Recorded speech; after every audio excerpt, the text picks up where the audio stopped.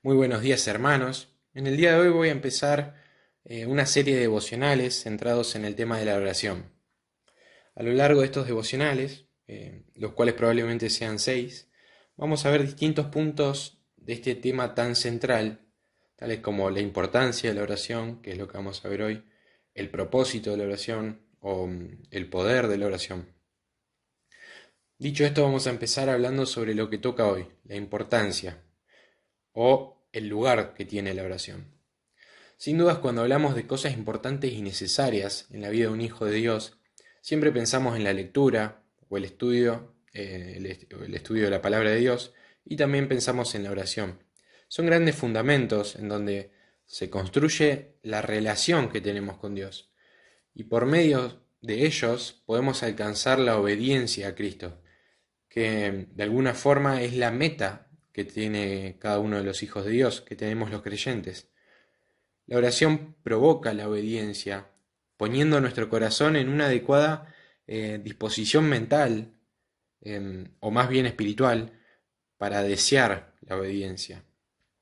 Es verdad que el conocimiento es muy importante, nos sirve para saber lo que Dios quiere, pero de nada sirve el conocimiento de la palabra si no está acompañado de una buena comunión con Dios por medio de la oración. Siempre recuerdo uno de los momentos de mi vida en los que más estudié la palabra de Dios, en los que más leía y de alguna forma más trataba de meter conocimiento. Fue uno de los momentos en los que más apartado de Dios estuve y de los que más lejos estuve de tener una buena comunión con Él. El conocimiento vacío no sirve si no va acompañado con una buena relación con Dios. En otras palabras, podemos ver que la oración ocupa un lugar fundamental en la vida del cristiano. Las personas que podrían orar y no ser cristianas, pero prácticamente no se puede ser cristiano y no haber orado, no orar. Dice Romanos 8:15, lo vamos a leer, dice, pues no habéis recibido el espíritu de esclavitud para estar otra vez en temor, sino que habéis recibido el espíritu de adopción por el cual clamamos, Abba Padre. Esta adopción espiritual que nos hizo hijos de Dios es lo que nos hace clamar Abba Padre. Por este espíritu de adopción, como dice el texto, por el cual clamamos Abba Padre. La oración es al cristiano como lo que es la respiración a nuestro cuerpo, el oxígeno. Y sin embargo debe ser uno de los deberes de los cristianos que más descuidado se encuentra. Leía que uno puede predicar por motivos falsos, uno puede involucrarse en las actividades de la iglesia por motivos falsos, muchos de los aspectos externos de la religión pueden realizarse por motivos falsos. En cambio, la oración, al menos la oración privada, no la pública, es difícil de realizar por motivos falsos. Es altamente improbable que alguien se comunique con Dios por algún motivo inapropiado. Quizás es uno de los motivos por el cual la oración muchas veces se deja de lado comparado con otras actividades de la iglesia o deberes de los cristianos. Cuando estamos solos frente a Dios, no hay forma de ocultar, no hay forma de engañarle. Como decía antes, la oración no solamente es una invitación, no solamente somos invitados a orar, es un deber. Es tanto un privilegio como un deber. Y muchas veces esta mirada de la oración como una obligación hace que se vuelva tedioso, que se vuelva un mero trámite. La oración no debe ser vista de esa forma, como algo agotador, sino como un momento de alivio, una búsqueda insaciable. Vamos a leer en Lucas, capítulo 5, versículo 16, donde encontramos al ejemplo supremo, a Jesús mismo, que dice, mas él se apartaba a lugares desiertos y oraba. Jesús se estaba haciendo famoso y le rodeaban las multitudes, y así como crecía su fama, seguramente iba creciendo su labor físico, su labor mental y su labor espiritual. Pero sin embargo, él se tomaba un tiempo, no para dormir, no para ocio, sino que para orar. Y no solamente eso, sino que aparte se iba al desierto a orar. Como lo que sería el descanso para nosotros, los deportes para algunos, los juegos. Así era la oración para Jesús. No era un peso, una carga más, o otra responsabilidad. Era un momento lindo, un momento de deleite. Pero en cierto sentido, la oración no es natural en nosotros.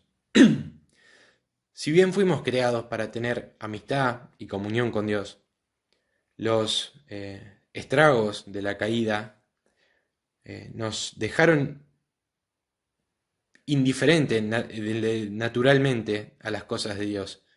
El nuevo nacimiento nos despierta a un nuevo deseo de comunión con Dios, pero en cambio el pecado se resiste al Espíritu. Si hay alguna clave para la santidad, esa es la oración. Cuando estudiamos todos los grandes santos de la Biblia y de la historia de la Iglesia, nos damos cuenta que todos tienen en común que eran grandes hombres de oración. Hay una frase de Lutero que dice que él regularmente oraba una hora por día, excepto cuando tenía un día especialmente ocupado. Entonces oraba 2 horas.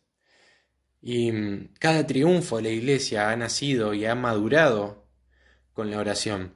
Los grandes misioneros de la historia tienen en común esa intensa devoción a Dios en oración. No es posible exagerar la importancia de la oración en la Iglesia, en los planes a futuro que tiene la Iglesia, en la obra misionera. Eso nos damos cuenta al ver que en el trabajo, en las misiones del mundo, es una imposibilidad absoluta si no fuera por el poder de Dios. Satanás se ríe de nuestras estrategias interminables, se burla de nuestros planes, entre comillas, ingeniosos. Pero cuando un hombre se aferra a la palabra de Dios, y como muchas veces se dice, se gasta las rodillas en oración, Satanás y sus demonios tiemblan. Miren, si juntamos a todos los cristianos, despertamos a los grandes predicadores de la historia, a los grandes misioneros y a todas las instituciones juntas, no podríamos ganar ni siquiera un alma.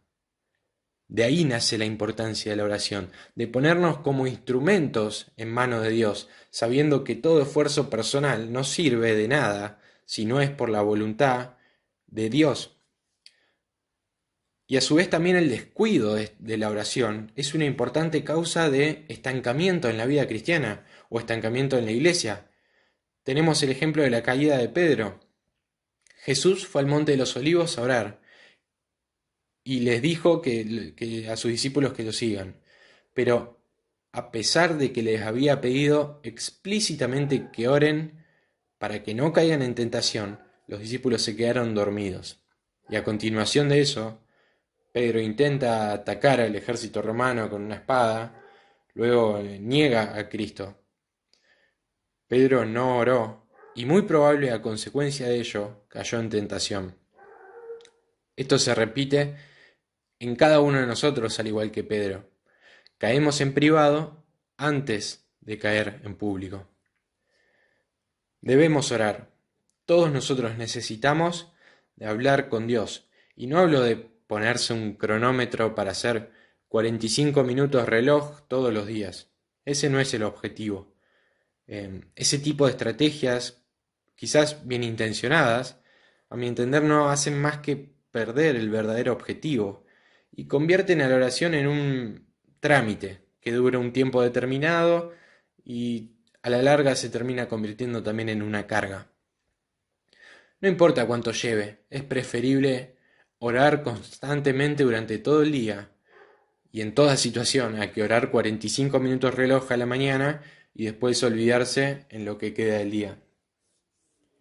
En cuanto al tiempo de la oración, en Isaías 54 habla de la mañana como el tiempo de oración y en otros pasajes de la Biblia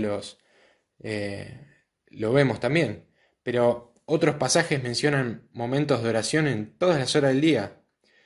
Ninguna parte del día fue separada por estar más santificada que otra. Jesús oró en la mañana, durante el día, y también se pasó toda la noche orando. Existe la evidencia de que él tenía un tiempo separado para orar, pero sabemos que la relación que Jesús tenía con el Padre y la comunión entre ellos nunca se interrumpió. Y hasta acá vamos a terminar este devocional de hoy sobre la oración, que a modo de introducción pudimos ver lo importante que es orar para el creyente y lo mucho que nos falta a todos. Y digo a todos porque nadie puede decir que alcanzó el punto máximo en cuanto a la oración. Sabemos, como dije antes, que Jesús y el Padre estaban constantemente en comunión. Y cuánto bien nos haría vivir a nosotros nuestros días conscientes de que tenemos constantemente la línea abierta con Dios. No importa cuándo ni dónde, solo que fuimos llamados a, como dice Primera Tesalonicenses 5:17, fuimos llamados a orar sin cesar. Muchas gracias.